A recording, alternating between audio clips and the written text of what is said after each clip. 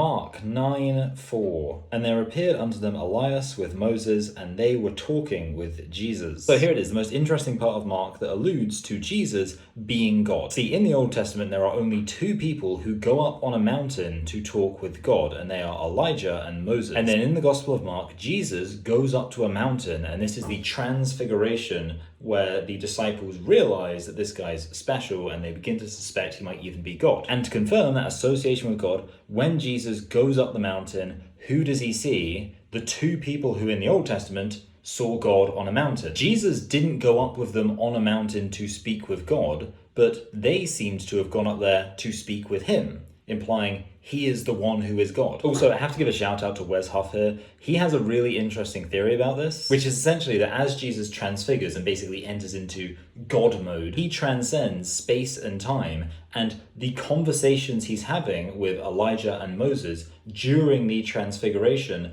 are the same conversations that they have with God in the Old Testament. So Jesus is giving the Ten Commandments to Moses. Jesus is telling Elijah to anoint Jehu and Elisha. And something I haven't heard explicitly mentioned that advances this is that we're not really told what Elijah and Moses are doing during the Transfiguration. Certainly, the other human beings who witness it don't interact with them at all. In fact, it almost seems like Elijah and Moses aren't even aware that anyone else is there. And that would show that this isn't Elijah and Moses coming into the first century to interact with all these people at that time. No, seemingly they stay where they were, and that's why they appear to be somewhat separated from the scene, only appearing as a sort of mirage. And that would make complete sense if what we're seeing here is not Jesus meeting with these two people who came before him who have now reappeared, but instead Jesus going back in time to speak with them during their ministries. So I think this is a really cool verse. It just makes the Bible so much deeper when you realize that this story is, I believe, in every single gospel account. I'm going to be very embarrassed if I'm wrong about that. And it's such a thematically and theologically and narratively deep and rich idea that all of these people happen to agree on,